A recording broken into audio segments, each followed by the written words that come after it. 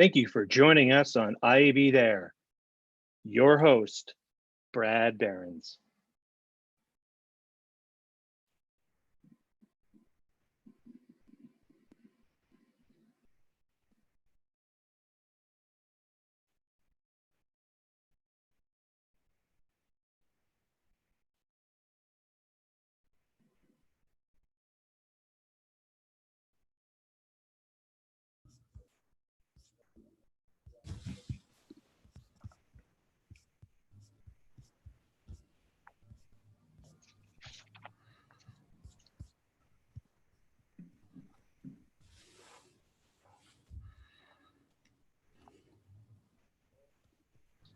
Thank you for joining us on IAB There.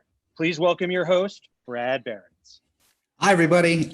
Welcome to IAB There. This is our daily live stream where we keep the digital media industry informed and connected. I'm your host, IAB's editor-in-chief, Brad Berens. I'm delighted today to be joined by Michelle Klein from Facebook. She is their Vice President of Global Customer Marketing, and also by Dave Grimaldi, who's the IAB's EVP of Public Policy.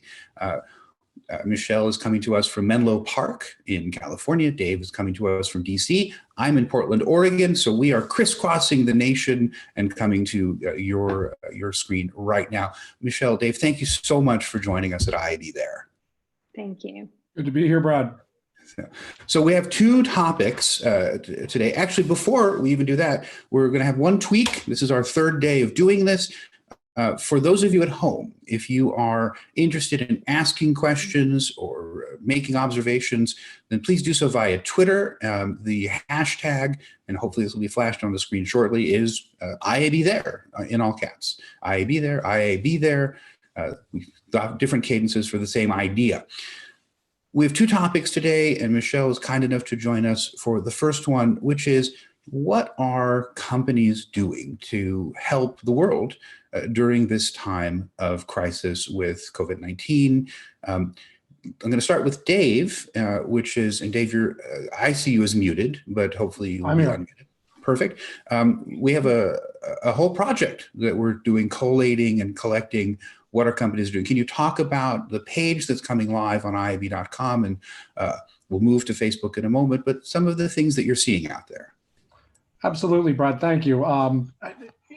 This is, as I think everybody knows, a pretty unprecedented time on the personal level, but also professionally for all Americans. And everybody has moved indoors to their homes. Every office building in downtown DC has been closed. There's no traffic in the streets. So what happens when working America has to connect from home base, from somewhere that doesn't have the infrastructure, the bandwidth, et cetera, that their office might? And our members have recognized that, because you have hundreds of millions of Americans who need to log into conference calls from home. They need to largely order. If they're ordering out, they're not going to restaurants, they're ordering takeout from online apps. So there's a digital interface there. They're consuming, I would imagine, when we see the numbers weeks or maybe months from now, unprecedented amounts of streaming content, music and video and journalism. So in order to help Americans benefit from all of that, much of it is behind paywalls or subscription services. We have been canvassing the landscape, and we hope that everybody watching this will send in more examples of companies doing good works, of companies stepping into this humanitarian role of saying, well, listen, we charge users to log in and to read articles, et cetera, but we're going to lower that cost, or we're going to prioritize in different ways. Just a few examples of this, and there are so many of them, but you can see them. Brad, the page is actually live, so I'll put that out there now, and then I'll tick through a few examples. IAB.com/blog/good-works. So again, IAB.com/blog/good-works. One example, Amazon prioritizing shipments of household kind of staples like medical supplies, other high demand purchases. Google putting in major efforts to provide useful information and enable productivity. L'Oreal is shifting production to combat coronavirus in Europe and pledging $720,000 to help China fight coronavirus. Univision, ongoing efforts to keep the Hispanic community informed about COVID-19. So we're seeing these from all manner of IAB member companies, and we're proud to call them our member companies in times like this. I would encourage everyone who is watching this, if you have seen an article with an example like this and wouldn't mind sharing it with us, please do. If your company is doing something like this, please let us know and we'll put you up on the screen, because this is a time of just collaboration and selflessness. And we are, again, happy to showcase these companies and what they're doing. Facebook may be doing one of the greatest, or at least most significant monetary examples of this, which I know Michelle will talk about. But Brad, hopefully our viewers take advantage of this and they recognize what we're seeing here as being laudatory and necessary and essential, quite frankly. And on a practical note, the email address there@iab.com would be one fantastic place for people to send notes. So if there is something that your company is doing or a company is doing that you would like us to acknowledge and celebrate, we're in that business. And let's actually move now to Michelle. Not only is Facebook, the dominant social media player connecting people through Facebook and WhatsApp and Instagram, but you've dedicated a shocking amount of money. So please share with us what the plan is, why you're doing it, and then actually give us some counsel. Like, how do people work with Facebook in this regard, please? And welcome. I'm so glad you're here. Thank you. Thank you for having me. And I loved hearing some of the examples Dave shared. We're working very closely with a lot of our clients, some of which you referenced, to partner on ways in which we can all collectively come together, corporations, governments, organizations, technology companies, to really help people in this time of crisis. And over the last couple of weeks, our focus has been significantly on the small business community. The data shows that in America alone, $10 trillion of the GDP is made up from small businesses. They employ 50% of the US population. And the fact is that the data shows that in about 60 days, a small business can be completely decimated through this crisis that we're facing, with the doors closing, with their ability to have cash flow coming in. 47% of small businesses have less than 15 days of cash flow days of buffer. So the crisis is extremely real. And many of us know in our local communities, our local neighborhoods, as you go down the street, particularly here in Menlo Park, we're in a lockdown, the small businesses are really suffering. So last week, we announced a program, an initiative to really help to sustain small businesses in the neighborhoods and local cities where Facebook has a presence, whether it's a data center or an office, so that we can really help reignite or at least support those businesses that we know so well, that we interact with on most days, in our weekends and in our daily working lives, to at least have some support through this moment of crisis. So last week we announced a $100 million grant program to support 30,000 small businesses across 30 countries around the world. And we are starting to roll some of that out over the next couple of weeks. But it's really to help businesses keep the lights on, to weather the storm. The amounts are made up of cash and ad credits, so that a business can use the money to do things like pay employees or cover insurance or cover the rent in some cases for a short period of time, and use the ad credits to stay connected to their customers, to send messages to their customers through Facebook or Instagram, to let them know what's happening and to let them know what their plans are. So more information on that program can be found at facebook.com/grants4business. And we're also announcing, we announced last week and about to launch a virtual training moment in the next couple of weeks, where we will use the best of our technology to bring people together around the world and give small businesses, entrepreneurs, people with ideas, tools and education to really support them through this moment, and also on the other side of this moment. What we're hearing are a lot of people are thinking about reskilling, thinking about what they might do in the future. And, we're in a moment of crisis right now, but it's an opportunity when people are at home or perhaps taking time off to get some education and some new tips and tricks, whether they're trying to keep a business afloat or whether they're just trying to understand what new skills could look like for them in the future. So this is part of many initiatives that we've announced over the last week or so, and I'm really proud of the work our company is doing to help communities, to help us as the employee base, and to really support through partnerships with other organizations, getting the right information out there, ensuring that people feel safe and secure and have all the information they need to really weather this storm. That's very, very exciting to hear, and really, quite exhilarating that you're doing it. So across 30 different countries. Again, forgive me for the sort of basic question, but in order to find out more, it's facebook.com/grants for business, one word or hyphens.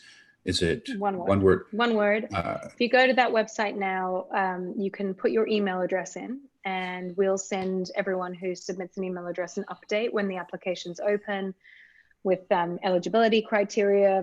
As I shared, it will be for businesses in the local communities around the offices, around our offices and data centers. We might have lost Michelle. Oh, okay. You had a bit of a bandwidth bubble, but please, just roll back a couple seconds, please. Sure. What I was saying was, if you go to their website, facebook.com/grants for business, you can put your email address in, and we'll keep people updated over email on when the application process opens and the eligibility criteria. But if you go to facebook.com, if you go to that website, there's also a new business hub that we launched 2 weeks ago, which contains material, information, tips and tricks, advice for any business, large and small, on how to work through and manage through this particular moment in time. And we continue to update that. There's material for businesses that are in the travel vertical or in the restaurant business, hospitality, those most affected, on ways to think about, connecting with your consumers, managing your content, communicating with your customers in the best possible way through this moment. That's very exciting. I will take a quick sidebar to do a PSA, which is the IAB does also have a learning and development initiative for people to build on your point, Michelle. If you have suddenly a lot of time on your hands and you are looking to upskill yourself or reskill yourself, we're very, very proud of our partners at Facebook for what they're doing for people in the industry. We do have our L&D program, and so please do take a look at that. Dave, any context that you can provide for us based on what Michelle was just saying that we can dig in on and that people can look forward to? Yeah, thank you, Michelle, for all of that. Thanks, Brad. One thing I will say, I added an extra word when I gave our URL earlier. It's much simpler.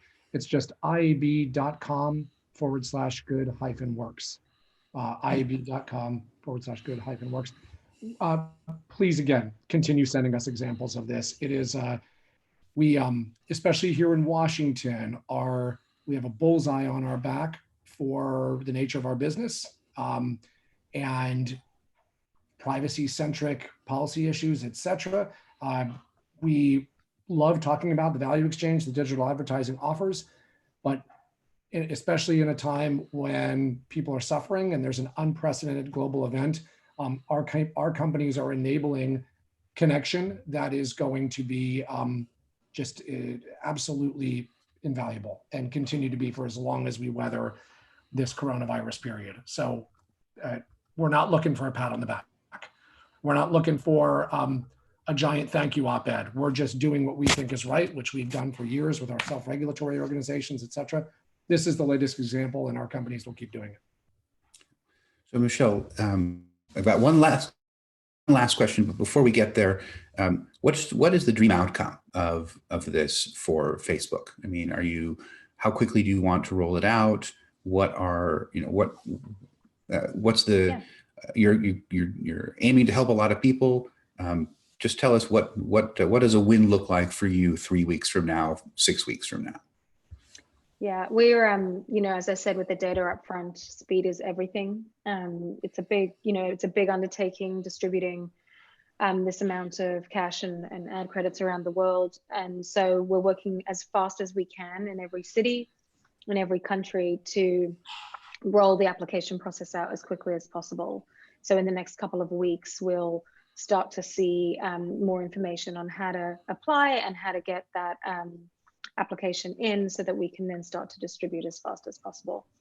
And, you know, there are other things that, as I said, we're doing and focusing on so that we can reach, you know, as many businesses and people as possible. Today we launched, well, this week we launched a remote work toolkit on our website on facebook.com to really help any manager, any leader, any business owner to give tools and advice on how best to manage a remote workforce. You know, we're very lucky at Facebook, we're very lucky to have technology and Wi-Fi and laptops and access, but there are many business owners, managers, leaders who are just figuring out how best to stay connected to their team. So that's another great resource that's immediately available to go and have a look at and get some tips on how, you know, we're doing it here at Facebook, but also how there are, you know, products like Zoom and many others to leverage to stay connected to your team.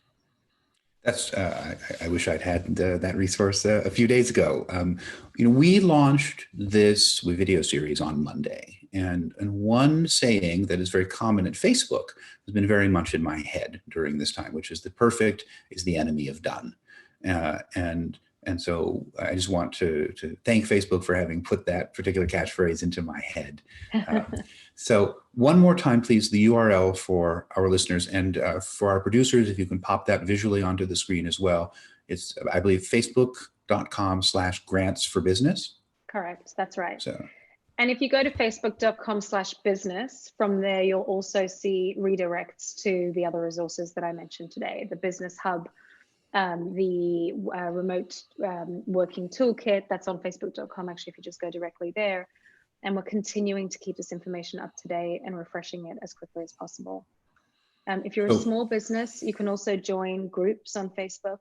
We have many small business groups across the world. And one of the most rewarding parts of my job is actually seeing small businesses come together and help each other through this moment and give advice and mentorship and, you know, reach out a virtual hand to help others through this moment in time. So we have plenty of groups on Facebook. If you search for those, you'll be able to find a community to connect to as well.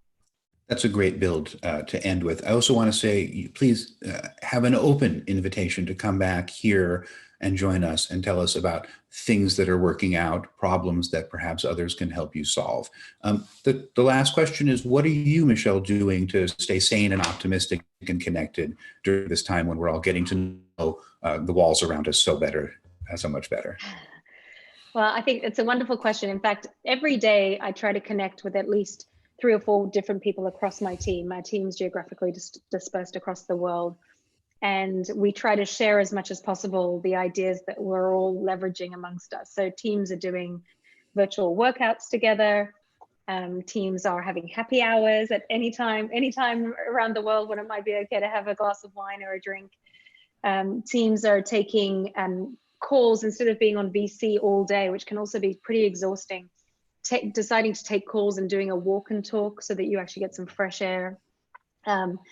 We're doing virtual lunches. So again, trying to figure out the time zones, but at least checking in and you know, having a social moment together. I can't underscore how important the social aspect of staying connected, even though we're not physically able to do that, is for people right now in terms of well-being.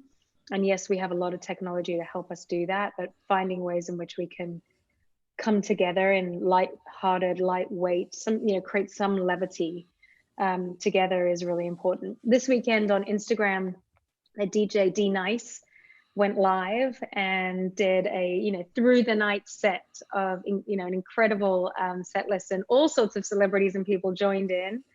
And he did that from his balcony at home, and it was just a wonderful way for the whole world to get connected around music and still have that sort of Saturday night going out feeling from your living room. So there are lots of ideas around the world like that to enable people to stay social and stay connected, and we should continue to share, and the IAB could be a great forum for doing that. Thank you so much for joining us. I hope we get to have you back here very, very soon. I'm going to ask the producers to detach Michelle's live stream from this. Thank you again. Thank you so much. Take care, everybody. And while we're waiting for that, we're going to move to Dave. So Dave, in addition, well, actually, why don't you share with us, please, that URL where people can go to find out what our member companies are doing to help the world during this time. Sure. IAB.com/good-works. IAB.com/good-works. You'll see a list there. It's a living list, so hopefully we can add 10, 20, 100 more companies and what they're doing to help people stay connected and just work from home with a broadband connection, a computer, a phone, whatever they have. It's amazing how much we can do with the tools that we have. What we've discovered just with this live stream, but also with all of our internal meetings, is that you can convey a lot of presence just by being emotionally present as well as visually present. So we're going to shift now to the second topic for the day, which is more serious. Everything about coronavirus is serious, but this one is perhaps just not as happy. So Dave, you let us know internally a couple of days ago that there's been some really interesting legislation happening almost in the dead of night in Maryland. And I was wondering, can you please sort of share an account of what it is, and so we can let the world know? Sure thing. We are grappling with new regulations and legislation around just privacy generally. That was kind of the big 2019 landscape, was the use of consumer data online, privacy protections, new regimes, etc. That's ongoing. But what is now rearing its head are proposals in state legislatures around taxing digital ads. Maryland, as you mentioned, Brad, just last week passed a first of its kind bill that could have some pretty onerous effects on our companies and then consumers and small businesses generally. It started roughly with a Nobel laureate named Paul Romer writing an op-ed in the New York Times discussing a punitive tax on digital ads. He thought it made sense in his view. We disagreed, professionally and respectfully, challenged his assumptions in an op-ed that IAB wrote. And Maryland saw the op-ed and did some thinking of its own and thought that it was a great revenue opportunity to fund some of its major programs, education being one of them. So let me interrupt 1 second. I have the dumb question, which is what's a digital ad revenue tax? Like, what does that mean? Like, is it, and who pays the tax? Like, as drafted, the bill is 2 pages. So the way that it could be promulgated if signed into law and it survives would be much longer than that, with all of its regulations and how companies are to interact with it. But it's a tax that is imposed on receipts from Maryland digital ad services. Again, this is first of its kind. And it's bad at explaining those concepts. The timetable is it will apply to all taxable years starting December 31st of this year, but then it will have a retroactive look back to July of this year. But what is a service under this bill? Well, advertising services are defined as digital interfaces. So what is that? Well, as laid out, it is any type of software that a user is able to access, including websites and apps. Doesn't apply to print ads like classifieds, et cetera. I'll come back to that in a moment.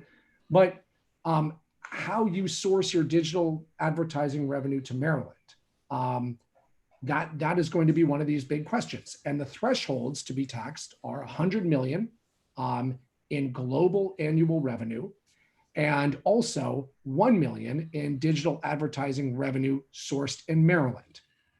So let me so if USA Today has, if they get $1 million in ad revenue that is coming to them because users are clicking in Maryland, are clicking on USA. I presume I'm wrong about this and you'll correct me, but I'm just trying to come up with a concrete example.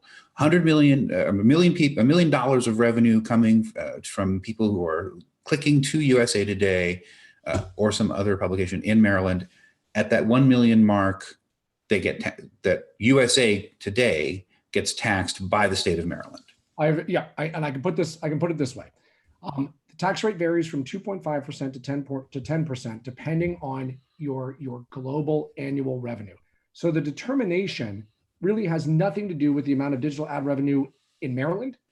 It's the tax rate determination on your company is from the revenue that you bring in from any source anywhere. And that's what's used to calculate the tax rate for that Maryland tax. So you can think of yourself as a pizza parlor in Baltimore. Okay. And you advertise in the Baltimore Sun. The Baltimore Sun is owned by the Tribune, which is a company with immense annual revenue, et cetera. Right. Well, there will be, under this new regime, a tax because of those thresholds that is passed all the way down through the Baltimore Sun, likely to that pizza parlor, which now is going to have to potentially pass that on to its consumer. So you can see how these thresholds will trickle down all the way to consumers and small businesses.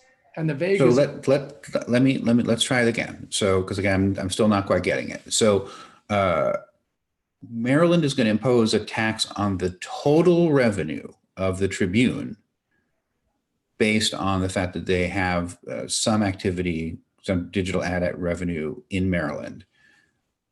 Then the Tribune will pass that down to the Baltimore Sun's digital outpost. All of a sudden, the Baltimore Sun's costs go up. They're going to pass that cost along to the pizza parlor, the advertiser, who will in turn have their costs go up.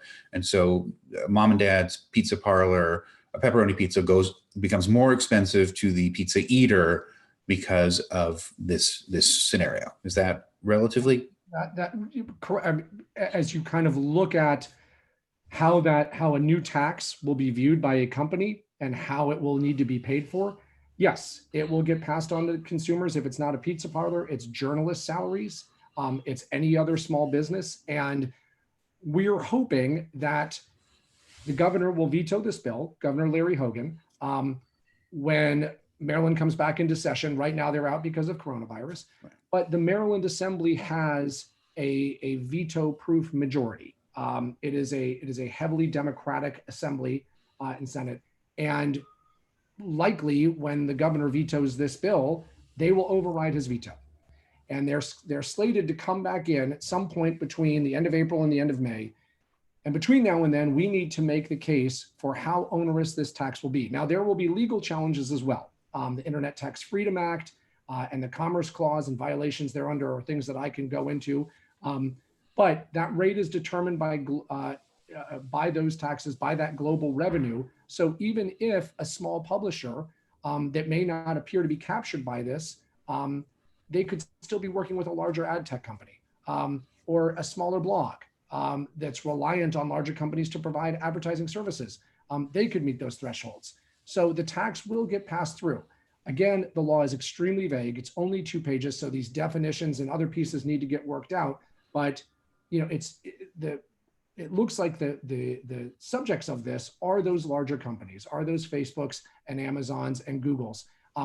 So it might not even be a company that is headquartered in Maryland that will be affected by this. And we saw that with the California Consumer Privacy Act, which is affecting the entire nation based on its thresholds. So we're starting to see this legislation pop up that is going to affect everyone all the way down to the consumer. And that could lead to a world of higher payrolls. And I think it's worth saying, first of all, this is a terrible moment economically to make things more difficult for small businesses. We had Michelle Klein on a few moments ago talking about how Facebook's spending $100 million just to help keep them afloat.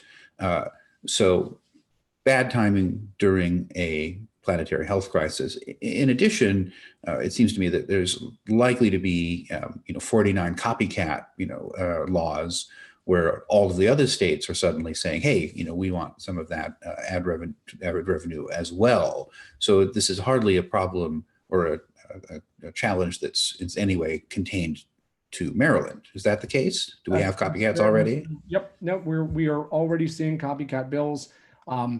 New York could be next, is what we are seeing, and among other states. But just last week, a copycat bill was introduced in New York. Nebraska is considering a similar measure.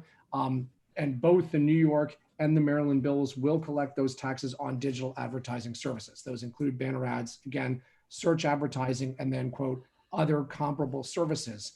One thing, Brad, I will tell you, though, about a legal challenge is the Internet Tax Freedom Act is a statute that prevents states from imposing taxes on electronic commerce in a more burdensome way than traditional forms of commerce. So that's what this bill does. It applies to banner ads on the internet, but not billboards on the side of the highway or classified ads in the paper. So these legal challenges could bring this bill down after it's enacted. But what we're seeing right now is Governor Hogan of Maryland will veto it, but then the veto will be overridden, and this will be, again, the first of its kind major punitive ad tax piece of legislation, and that should concern everybody. So the call to action: we've been working with IAB member companies.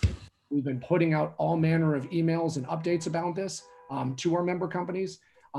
We need to heighten all of the messaging around this that I have laid out, and how this could be a death blow to your company, to other companies, to the industry generally. So please reach out to us, reach out to me, follow us on IAB.com. You'll see what we're doing, but we really are banging the drum over the next month to highlight for the Assembly just how devastating this could be. And it was passed last week, right as the coronavirus epidemic was really picking up steam and people having to work from home. Smaller companies are going through hell right now with, do they have to cut product? Do they have to do layoffs? Will they ever open again? All of a sudden now, they may be looking at a new tax starting at the end of this year. Why didn't Maryland wait and understand that and contemplate that? It's just all bad, but IAB's on the ball trying to fight this. Dave, thank you so much. I hope you'll come back and share progress that is being made, increasing calls to action. When you need help, please let us know, and we'll try to spread the word here and throughout IAB. The last question is the optimistic question, which I always ask, which is, what are you doing to stay sane, to stay optimistic? How are you getting up in the morning and putting your pants on? What are you doing to keep things going? Excellent question. It varies day by day. I have a 13-year-old boy and an 8-year-old boy, so it's a lot of spike ball, which if you haven't tried that, it's a cardio explosion. A lot of evening Nerf gun wars, so make sure to get the goggles if you're doing that. I lose every single one of those.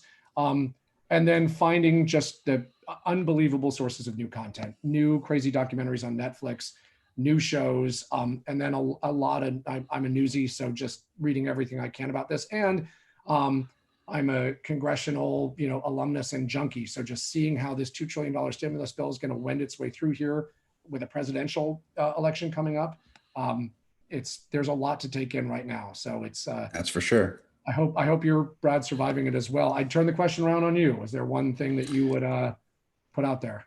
I try to get outside at least once a day. It's hard when I spend so much time in front of this screen. But the thing I do that I encourage everyone to do every time, which is think about the people who live alone. They are the people who are going to be impacted the most by this, just not being able to see folks, and give them a call. It doesn't have to be a video call. It can be an audio call, but I think the people who are most affected are those who live alone. I think the second group are people with very small children, sort of 4 and under, who don't understand, why mom can't play, why dad can't play, if they're home during the workday. So talking, being patient, encouraging. Every time a child walks in during a video conference, I want to meet the child and wave to the child, and we're all in this together. So that's my advice. Thank you, Dave, for coming. And again, please come back soon. Let me wrap up now, which is, IAB There is a production of the Interactive Advertising Bureau. Our show today was produced by Connor Healy, Joe Aunce, and John Ward. I'm Brad Berens. We hope that you'll tune in tomorrow for another episode of IAB There. Thank you so much. Bye-bye.